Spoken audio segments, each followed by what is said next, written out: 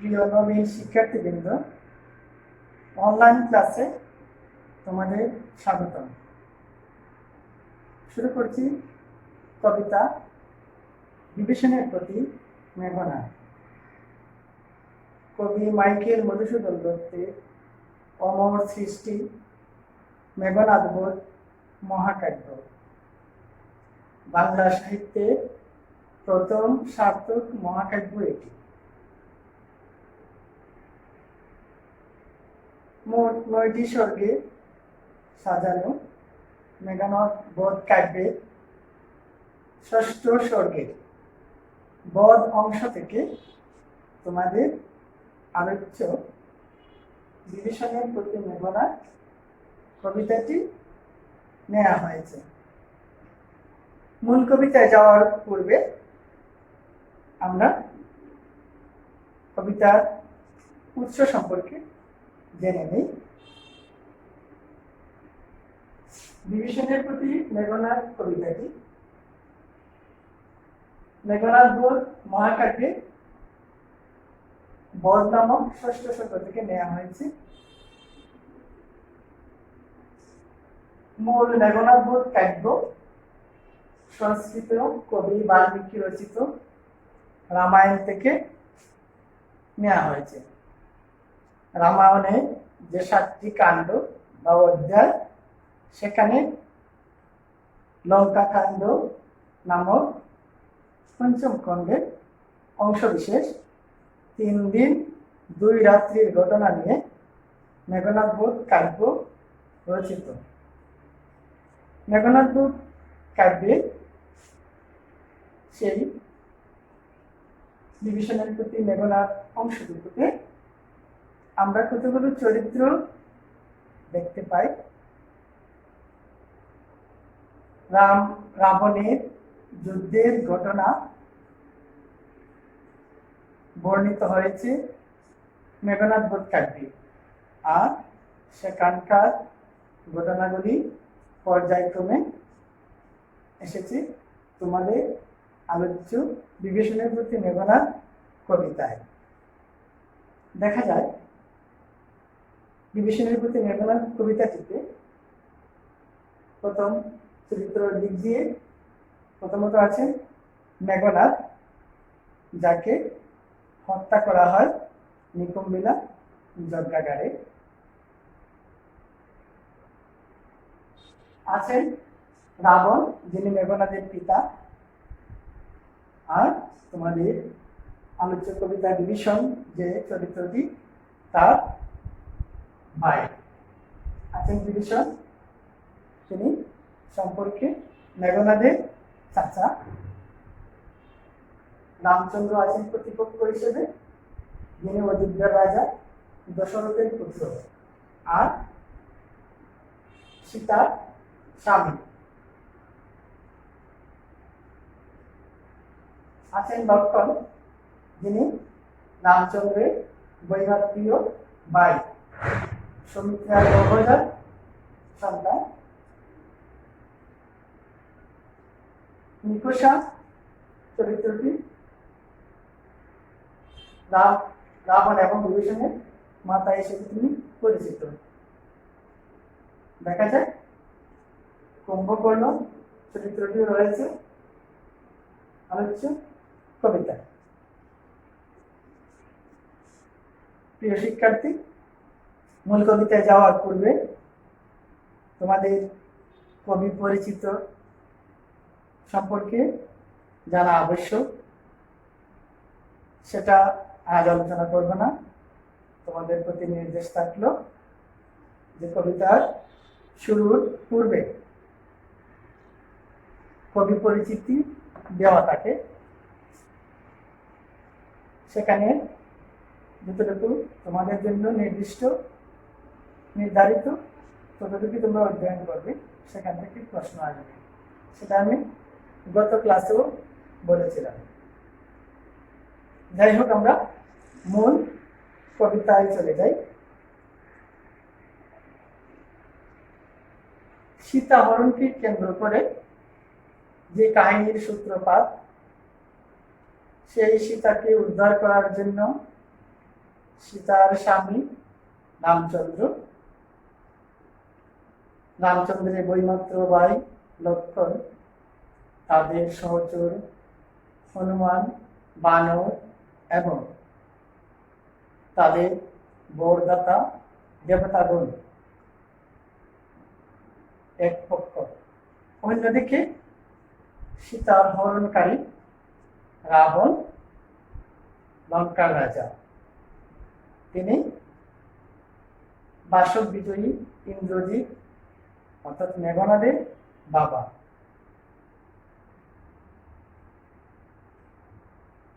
যে কাহিনী মেঘনাদ বধ কাব্যে স্থান পেয়েছে সেটা প্রথম স্বর্গ থেকে শুরু করে ষষ্ঠ স্বর্গ পর্যন্ত এসে নিকুম্বিলা যজ্ঞাগারে সেই বধ নামক স্বর্গে সেই অংশটুকুতে আমরা দেখতে পাই হঠাৎ লক্ষ্মণ অর্থাৎ রামচন্দ্রের বৈমাত্র ভাই লক্ষ্মণ নিকুম্বিলা যজ্ঞাগারে ঢুকেছেন, যেখানে পূজা করার জন্য ইষ্ট দেবতা অগ্নিদেবের পূজা করার জন্য মেঘনাদ সেই নিকুম্বিলা যজ্ঞাগারে গিয়েছিলেন। কবি মাইকেল মধুসূদন দত্তের ভাষায় এতক্ষণে অরিন্দম কহিলা বিষাদে, এতক্ষণে অর্থাৎ অনেক আলোচনার পর পর্যায়ক্রমে অরিন্দম অর্থাৎ অরি বা শত্রুকে যিনি দমন করেন, মেঘনাদের সেই বিশেষায়িত নাম। অর্থাৎ মেঘনাদ বললেন বিষাদে, বিষাদ বলতে বেদনাময় অন্তরে, বলতেছেন জানিন কেমনে আসি লক্ষণ বসিল রক্ষ করে। তিনি জানেন না কিভাবে লক্ষণ রাক্ষস বংশে সেই পুরীতে সেই নগরে এসে প্রবেশ করল, অর্থাৎ মেঘনাদ জানেন না। কিছুক্ষণ পরেই দেখতে পান দরজার সামনে এভাবে দাঁড়ানো তার আপন চাচা অর্থাৎ তার পিতা রাবণের সহোদর বিভীষণ দাঁড়ানো। তাকে দেখেই চমকে উঠলেন মেঘনাদ, বলতেছেন হায়, তা তো অর্থাৎ হায় দুঃখ ভারাক্রান্ত সেই শব্দটি উচ্চারণ করে বলতেছেন চাচা, হ্যাঁ পিতৃব্য, উচিত কি তবু এ কাজ, মানে তোমার এই কাজটি করা কি উচিত হয়েছে?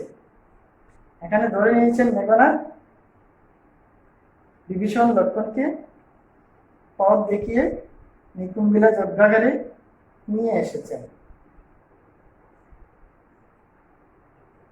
বিভীষণ রাবণের ভাই হলেও তিনি কিন্তু রাম রাবণের যে যুদ্ধ, সীতা হরণকে কেন্দ্র করে যে যুদ্ধ, তাকে সমর্থন করেননি।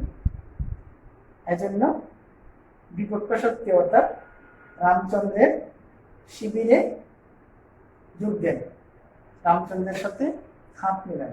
বলা হয় তাকে গড়ের শত্রু বিভীষণ, নিজের বংশের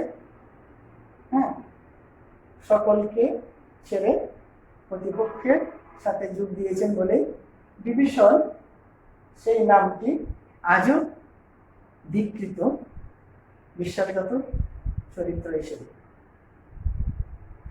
যাই হোক, মেঘনাদ বলতেছেন হে চাচা, তোমার এই কাজটি করা কি উচিত হয়েছে?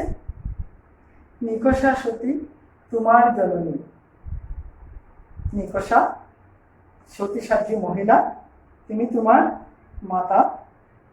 সহদূর রক্ষু শ্রেষ্ঠ অর্থাৎ তার ভাই রাবণকে বোঝানো হয়েছে যে তিনি রাক্ষস রাজবংশীর শ্রেষ্ঠ বীর অর্থাৎ রাজা। শুলি শম্ভু নিব কুম্ভকর্ণ, শুল হাতে দণ্ডায়মান রুদ্র, অর্থাৎ মহাদেব শিবের সাথে তুলনা করা হয়েছে সেই কুম্ভকর্ণকে, যিনি রাবণ এবং বিভীষণের ভাই। কুম্ভকর্ণ সম্পর্কে বলা হচ্ছে তিনি 6 মাস আহার করতেন এবং বাকি 6 মাস নিদ্রায় থাকতেন। তিনি বলবান বীর ছিলেন, বিরাট শক্তিশালী। রাম রাবণের সেই যুদ্ধে তিনি নিহত হন। তারপর বলতেছেন ভাতৃপুত্র বাসক বিজয়ী, অর্থাৎ বাইরের ছেলে মেঘনাদ দেবতারাজ ইন্দ্রকে বারবার পরাস্ত করেছিলেন যুদ্ধ করে। এজন্য মেঘনাদের আরেক নাম বাসক বিজয়ী বা ইন্দ্রজিৎ। বিভীষণের প্রতি উদ্দেশ্য করে মেঘনাদ বলতেছেন, নিজ গৃহপথ তা তো দেখাও তোষ করে, যে আপন গড়ের রাস্তা, হে চাচা হে পিতৃব্য, তুমি চুলকে দেখাও। চন্ডালে বসাও আনি রাজার আলোয়ে, চন্ডাল চর্মকার বা চামার, যারা নিচু শ্রেণী, তারা রাজদরবারে শোভা পায় না। বলা আছে সেই রাম লক্ষ্মণ বা তাদের সহচর যারা, তাদেরকে তারা রামায়ণে পূজনীয় চরিত্র হলেও তাদেরকে কবি মাইকেল মধুসূদন দত্ত বিপরীতমুখী অর্থাৎ নেতিবাচক চরিত্র হিসেবে বর্ণনা করেছেন তার মাইকে, তার মেঘনাদ মহাকাব্যে। এজন্য বাংলা সাহিত্যের প্রথম বিদ্রোহী কবি বলা হয় মাইকেল মধুসূদনকে, এই সাহিত্যিক বিদ্রোহ করার জন্য। যাই হোক, পরবর্তী পর্যায়ে আমরা দেখতে পাই তিনি বলতেছেন যে এই নিচু শ্রেণীর অর্থাৎ চন্ডালের মতো যারা রাম লক্ষ্মণ, তাদেরকে রাজার আলয়ে বা রাজগৃহে এসে তুমি স্থান দাও। কিন্তু নাহি গঞ্জি তোমার, মেঘনাদ বলতেছেন কিন্তু আমি তোমাকে গঞ্জনা করি না বা তিরস্কার করি না। গুরুজন তুমি, অর্থাৎ তুমি আমার গুরুজন, আমার শিক্ষক সমতুল্য, আমার পিতৃ সমতুল্য। ছাড়দার, দরজায় মেঘনাদ দাঁড়িয়েছিলেন, তাকে বলা হচ্ছে যে দরজা ছেড়ে দাও, যাবো অস্ত্রাগারে, যে আমি যেখানে অস্ত্রাগার, যেখানে অস্ত্র আছে সেখানে আমি যাবো। তৎসারক পাঠাইব রামানুজে সমন ভবনে, অর্থাৎ রামানুজ, রাম যুগ অনুজ, অর্থাৎ রামের ছোট ভাই রামানুজ লক্ষ্মণকে জমের আলোয় অর্থাৎ সমন ভবনে তিনি পাঠাবেন। লক্ষ্মণ কি করেছিল? লক্ষ্মণ নিরস্ত্র মেঘনাদকে হত্যা করার জন্য দেবতা প্রদত্ত অস্ত্র নিয়ে নিকুম্বিলা যজ্ঞাগারে প্রবেশ করেছিল। এটাই ছিল লক্ষ্মণের অপরাধ। মেঘনাদ বলতেছেন, লঙ্কার কলঙ্ক আজি বঞ্জীব আহবে, অর্থাৎ সীতা হরণকে কেন্দ্র করে শ্রীলঙ্কায়, বর্তমান শ্রীলঙ্কা অর্থাৎ পূর্বে সেই লঙ্কায় অর্থাৎ সিংহদ্বীপে যে কলঙ্ক ঘটেছে, সেই কলঙ্ক আজ মুছে দিবেন মেঘনাদ। এতক্ষণ মেঘনাদ বিভীষণকে উদ্দেশ্য করে কথাগুলো বলেছিলেন। এবার উত্তরিলা বিভীষণ, অর্থাৎ বিভীষণ উত্তর দিলেন, বৃথা এ সাধনা ধীমান, মানে তুমি যে চেষ্টা করতেছো, যে সাধনা করতেছো, সেটা ব্যর্থ হয়ে যাবে হে জ্ঞানী। রাঘব দাস আমি, বিভীষণ বলতেছে আমি রাঘবের দাস, কি প্রকারে তাহার বিপক্ষ কাজ করিব রক্ষিতে অনুরোধ, অর্থাৎ তোমার অনুরোধ রক্ষা করতে আমি কিভাবে তার বিপক্ষে কাজ করব। উত্তরীরা কাতরে রাবণী।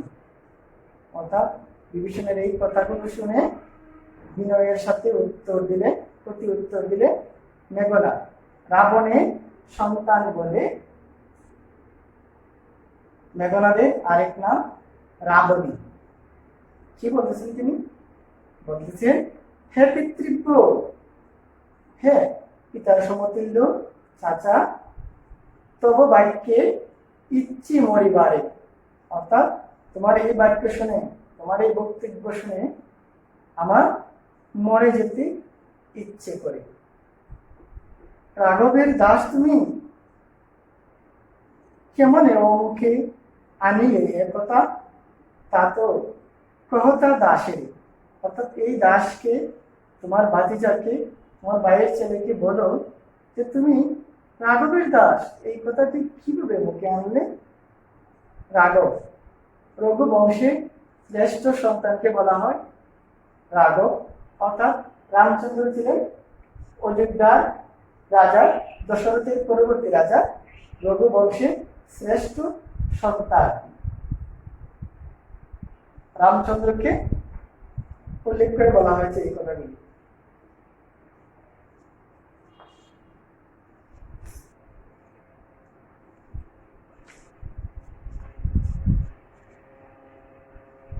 এবার মেঘনাদ বিলাপের সুরে কতগুলো উপমা তুলে ধরেছেন বিভীষণের উদ্দেশ্যে। বলতেছেন, স্থাপিলা বিধু রে বিধি স্থানুর ললাটে। অর্থাৎ স্থাপন করলেন চাঁদকে বিধাতা, অর্থাৎ সৃষ্টিকর্তা, আকাশে নিশ্চল করে, একদম নড়াচড়া করে না এমন ভাবে স্থাপন করলেন। সেই চাঁদ পরিকি ভূতলে শশী জান গোড়াগড়ি দোলায়। অর্থাৎ শশী বা চাঁদ কখনো সেই আকাশ থেকে হঠাৎ করে পড়ে দোলায় কি গোড়াগড়ি দেন? এখানে উপমা দিয়ে তাই বোঝানো হয়েছে তুমি চাঁদের সমতুল্য, রাজবংশের সন্তান। অর্থাৎ বিভীষণ সেই রাক্ষস রাজ রাবণে বাই হয়ে কিভাবে সেই দোলায় গোড়াগড়ি দেন, সেটা চাঁদের মতো। সেই শ্রেষ্ঠ বংশের শ্রেষ্ঠ সন্তান, তার এই কাজ শোভা পায় না। বলতেছেন মেঘনাদ, হে রক্ষরতি, অর্থাৎ হে রাক্ষস কুলের রাক্ষস রাজবংশের সারথী, ভুলিলে কেমনে? কে তুমি? তুমি কিভাবে ভুলে গেলে যে তোমার নিজের পরিচয়? জনম তব কোন মহাকুলে, অর্থাৎ তোমার জন্ম কোন উচ্চ বংশে, সেটা তুমি কিভাবে ভুলে গেলে? এবার আরেকটি উপমা পেশ করেছেন বিভীষণের উদ্দেশ্যে মেঘনাদ। বলতেছেন, সত্য সরোবরে করে কেলি রাজহংস পঙ্কজ কাননে। স্বচ্ছ মানে পরিষ্কার, সরোবর অর্থাৎ দিঘিতে করে কেলি অর্থাৎ খেলা করে রাজহাঁস পঙ্কজ কাননে। পঙ্কজ মানে পদ্মফুল, যেখানে ফুটে সেই পদ্মফুলের বাগানে রাজহাঁস স্বচ্ছ জলে পরিষ্কার দিঘিতে খেলা করে। যায় কিসে কবু প্রভু পঙ্কিল সলিলে শৈবাল দলের ধাম। অর্থাৎ রাজহাঁস সেই দিঘির জলে পদ্মফুলের বাগানে খেলা করে, সে কখনো কি পিচ্ছিল অর্থাৎ কর্দমাক্ত পানিতে কখনো যায় খেলা করার জন্য, যেখানে শেওলা দ্বারা আচ্ছন্ন থাকে সেই পরিষ্কার পানি। বসবাসকারী রাজহংস যেমন কখনো পিচ্ছিল বা কর্দমাক্ত শেওলা দ্বারা আচ্ছন্ন জলে যায় না, তেমনি তুমিও সেই উচ্চ বংশের সন্তান হয়ে সেই নিম্ন স্তরে অর্থাৎ রামচন্দ্রের শিবিরে যোগদান করতে পারো না, তাদের পক্ষে তোমাকে শোভা পায় না, তাদের পক্ষে কাজ করতে। আরেকটি উপমা পেশ করেছেন বিভীষণের উদ্দেশ্যে মেঘনাদ। বলতেছেন মৃগেন্দ্র কেশরী অর্থাৎ পশুরাজ সিংহ, কেশরযুক্ত প্রাণী, তাকে উদ্দেশ্য করে বলা হয়েছে যে কবে হে বীর কেশরী। এখানে বীর কেশরী বলতে বিভীষণকে বোঝানো হয়েছে, কারণ তিনি বীরের মতো যুদ্ধ করে লঙ্কার অনেক যুদ্ধে নেতৃত্ব দিয়েছেন এবং বিজয় ছিনিয়ে এনেছেন অতীতে। কিন্তু আজ বিশ্বাসঘাতকতা করার জন্য বিভীষণকে উদ্দেশ্য করে মেঘনাদ ওই কথাগুলো একে একে বলতেছেন। তিনি বলতেছেন সেই পশুরাজ সিংহ কখনো সম্বাসের শ্রীগারে মিত্রভাবে, পশুদের রাজা বনের রাজ সিংহ কখনো শিয়ালকে সেই বন্ধুত্বপূর্ণ ভাবে গলাগলি করে না, তাকে সম্ভাষণ জানায় না। তুমি সেই উচ্চ বংশে, সেই রাজবংশের সন্তান হয়ে কিভাবে রামচন্দ্র এবং লক্ষ্মণের সাথে যোগ দিলে? অজ্ঞ দাস। মেঘনাদ বলছেন আমি অজ্ঞ, আমি হয়তো কিছু জানি না, তুমি বিজ্ঞতম, তুমি তো অনেক অভিজ্ঞ জ্ঞানী। অবিদিত নহে কিছু তোমার চরণে। আমি এতক্ষণ যে কথাগুলো বলছি সেটা আমার চেয়ে তুমি ভালো জানো, কারণ তুমি জ্ঞানী। ক্ষুদ্রমতি নর, ক্ষুদ্রমতি অর্থাৎ ছোট মনের অধিকারী মানব। সুর, লক্ষণ অর্থাৎ সে নিজেকে যোদ্ধা হিসেবে পরিচয় দিচ্ছে। নহিলে অস্ত্রহীন যুদ্ধে কিসে সম্বুধে সংগ্রামে। লক্ষণের মন অতি ছোট, তাকে বীর উপাধি দেওয়া উচিত নয়। সে যদি ছোট মনের মানুষ না হতো তাহলে অস্ত্রহীন অর্থাৎ আমার কাছে তো কোনো অস্ত্র নেই। মেঘনাদ বলতেছেন আমি এসেছি পূজা করতে, আর লক্ষণ কি করলেন? তিনি নিজের অস্ত্র নিয়ে আসলেন আমাকে হত্যা করার জন্য। এটা তো বীরদের ধর্ম হতে পারে না, এটা ছোট মনে পরিচয় দিয়েছেন লক্ষণ। খহ মানে বলো, মহারথী, হে রথ চালক বা বীর শ্রেষ্ঠ, অর্থাৎ বিভীষণকে উদ্দেশ্য করে বলতেছেন কহ মহারথী, একে মহারথী প্রতাপ। তুমি যে কাজটি করলে, তুমি যে তাদেরকে সাহায্য সহযোগিতা করলে, এটা করাবি তোমার পক্ষে শোভা পায়। এটা কি মহারথী প্রতাপ অর্থাৎ বীর শ্রেষ্ঠদের ধর্ম? নাহি শিশু লঙ্কাপুরে, শুনি না হাসিবে একথা।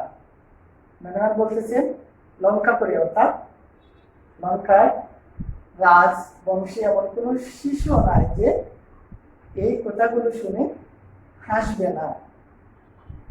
চার হক আসিব প্রিয়া এখনই, দেখিব আজি করুণে দেব বলে বিমুখে সমরে মরে সৌমিত্রী প্রমতি। তিনি বলতেছেন বিভীষণকে উদ্দেশ্য করে যে পথ ছেড়ে দাও, আজ দেখবো কোন দেবতার বলে বা দেবতার আশীর্বাদে আমার মোকাবেলা করে লক্ষণ,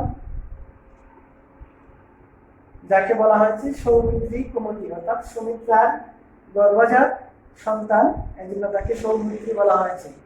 কুমতি অর্থাৎ তার ভিতরে, তার মনের মধ্যে খারাপ বাসনা সে তৈরি করেছে, এই জন্য তাকে কুমতি বলা হয়েছে। দেবদত্ত নর রণে সচক্ষে দেখেছ লক্ষ্য শ্রেষ্ঠ পরাক্রম দাসে। মেঘনাদের অনেকগুলো গুণের মধ্যে সবচেয়ে বড় গুণ তিনি তার সপক্ষ প্রতিপক্ষ যতগুলো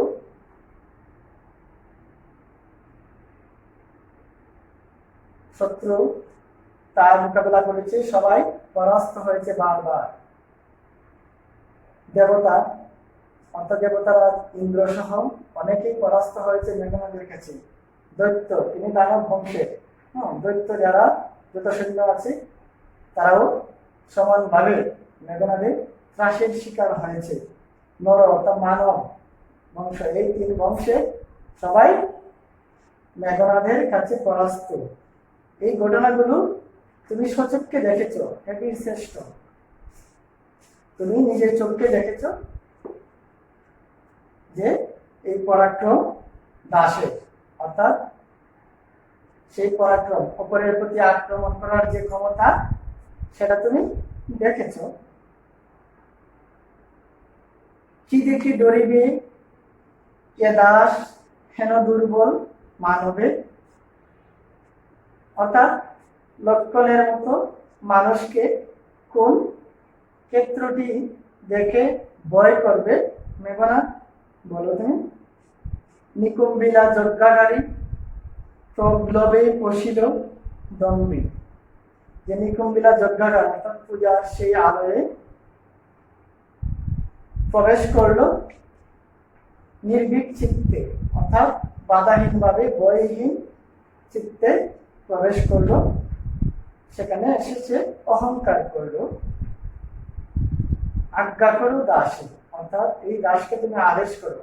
বিভীষণকে বলতেছেন মেঘনাদ, এই দাসকে আদেশ করো, মেঘনাদকে আদেশ দাও, শাস্তি নরাধমে, অর্থাৎ সেই নরদম, নরযুগ অদম।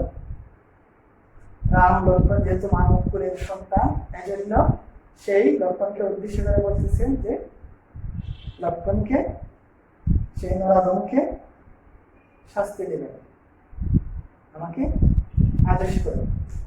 তব জন্মপুরে, অর্থাৎ তোমার জন্মস্থানে সেই লঙ্কার কথা বলা হয়েছে। তাতেও হে চাচা, হে পিতৃব্য, তোমার জন্মস্থানে পদার্পণ করে বনবাসী, পদার্পণ অর্থাৎ পা ফেলেছে সেই বনবাসে যারা ছিল, অর্থাৎ লক্ষ্মণ, রামচন্দ্র, সীতা, তাদের দূষণ, হনুমান, মানব, সবাইকে উদ্দেশ্য করে বলতেছে যে তোমার সেই জন্মস্থানে সেই বন থেকে আগত দুরাচার এসে প্রবেশ করেছে। হে বিদাত, মেঘনাদ সৃষ্টিকর্তাকে উদ্দেশ্য করে বলতেছেন, হে বিদাতা, নন্দন কাননে ভ্রমে দুরাচার যুক্ত, নন্দন কানন অর্থাৎ উৎকৃষ্ট বাগানে ভ্রমে মানে ভ্রমণ করে দুরাচার যুক্ত, দুরাচার অর্থাৎ যার আচার ব্যবহার খারাপ, সেই দৈত্য রূপ লক্ষ্মণকে বোঝানো হয়েছে। আর বলতেছেন মেঘনাদ, প্রফুল্ল কমলে কীট বাস, প্রফুল্ল মানে উৎকৃষ্ট, কমল মানে ফুল, উন্নত মানে সুন্দর পরিপূর্ণ একটি ফুলের মধ্যে যদি কীটের বসবাস হয় তাহলে ফুলটাকে নিমেষে তছনছ করে ফেলে। তেমনিভাবে সেই সোনা লঙ্কা, কনক লঙ্কা বলা হয়, সেখানে এসে সেই বনবাসী, সেই দুরাচার দৈত্যরা যেভাবে আক্রমণ করেছে, সোনার লঙ্কা তছনছ হয়ে গেছে, নষ্ট হওয়ার পথে। কহতাত মানে বলো চাচা, সহিব কেমনে হেন অপমান আমি, মানে বলো কিভাবে এ ধরনের অপমান আমি সহ্য করব। ভাতৃপুত্র তব মানে তোমার বাইরের ছেলে হয়, আমি এই অপমান কিভাবে সহ্য করব। তুমিও হে রক্ষমণি সহিত কেমনে, অর্থাৎ আমি তো সহ্য করতে পারতেছি না, তুমিও কিভাবে রাক্ষস কুলের সারথি হয়ে এই ঘটনা, এই আচার ব্যবহার সহ্য করতেছ। এতক্ষণ মেঘনাদ তার চাচা বিভীষণকে উদ্দেশ্য করে এই কথাগুলো বলতেছিলেন। এবার কথাগুলো